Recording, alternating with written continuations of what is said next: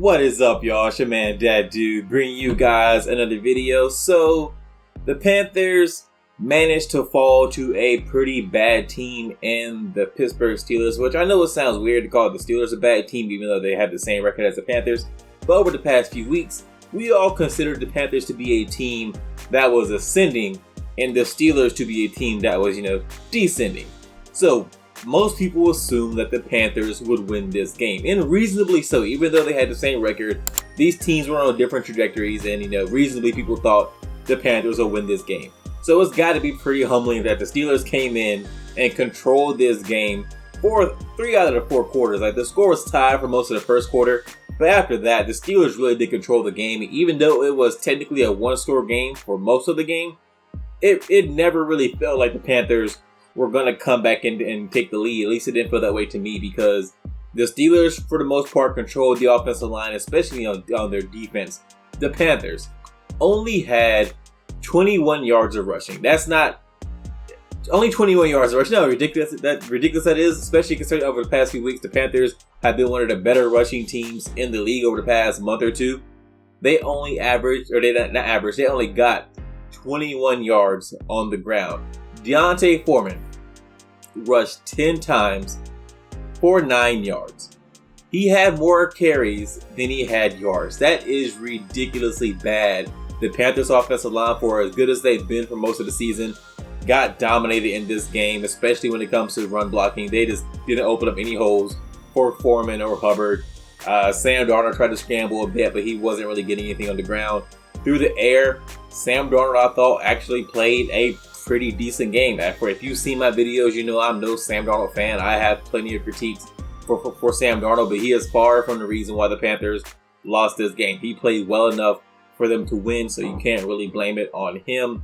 This team just really got dominated up front. If you look on the Panthers defense, while if you look at the Steelers run statistics, I think they only got, Najee Harris only got 80-something yards on the ground, but that doesn't really tell the story what happened to the game. The Steelers were able to convert key downs throughout the game, whether it be Mitch Trubisky throwing the ball through the air or Najee Harris on the ground. They were able to convert downs when they needed to and keep the Panthers offense off the field, chew up clock, and ultimately win the game. They were able to make the plays they needed to make, which for a Panthers defense that a lot of people have been hyping up over the past few months, rightfully so in some instances. The Panthers defense is pretty good, pretty good to really good.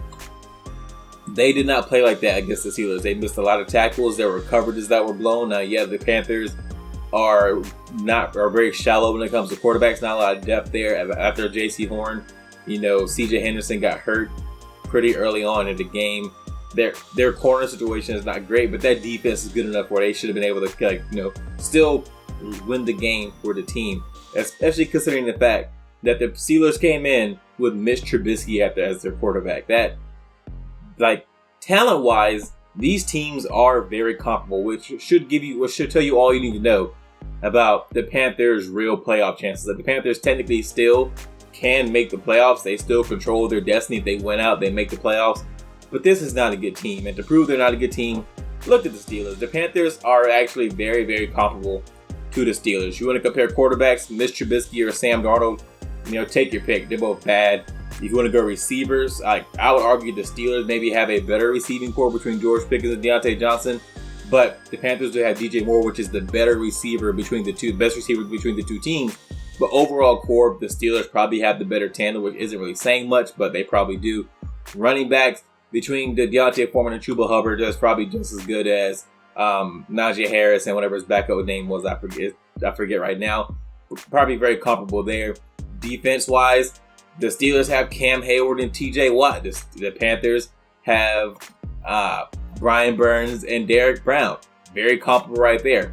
The Panthers have J.C. Horn, a very, really good corner. The Steelers have Minkah Fitzpatrick, a very good safety. They're very comparable teams when you look at them from a talent standpoint. And nobody believes in the Steelers. And they have very comparable talent. Nobody believes in them. But there are people, especially among the Panthers fan base, who believe the Panthers could make some noise in the playoffs, or that if they make the playoffs, they could do something, or that this team has a real chance to make the playoffs, which technically they do have a real chance to make the playoffs. Just purely from record and the division they're in being really bad, they can still make the playoffs. But this is not a good team. If you think the Panthers are a decent team, you must think the Steelers are a decent team, and nobody thinks that. The Panthers are every bit as bad as the Steelers, and they just lost to the Steelers. So if you want to say the Panthers are worse, you could make a solid argument for that. These teams are comparable, but people, for some reason, which I guess is kind of fair given how they performed over the last few weeks, that running game has been dominant, and it just wasn't against the Steelers. But people have thought the Panthers were an ascending team, and while I buy into the hype when it comes to Sundays, like I always root for the Panthers to win, I'm always on the edge of my seat thinking they have a chance to win the game if the game is close, or I'm always rooting for that. But Monday to Saturday, like I have not understood some of the hype this team is beginning among the, in the fan base. Like nationally, nobody's really hyping up the Panthers, but in the fan base, people really have been thinking this team could go on some kind of run and make the playoffs and maybe make some noise in the playoffs. And I just don't see it because this team is not good. You look at this game, it showed you a lot of the reasons why this team is just not set up to win right now. There's not a lot of talent on the offensive side of the ball. Sam Darnold is Sam Darnold. D'Onta Foreman seems to be a very solid, a decent NFL running back, but he's not like a star level running back. He's not the kind of guy that can be the anchor of your team. DJ Moore is a really good receiver, but behind DJ Moore, who do you have? Like Terrence Marshall Jr., Shi Smith. Like there's no depth to the receiving core. It don't even get me started on tight ends. The Panthers tight ends are just bad. The offensive line has been pretty good most of the year. Had a horrible day against the Steelers, but that is at least a building block you have on the offensive side of the ball.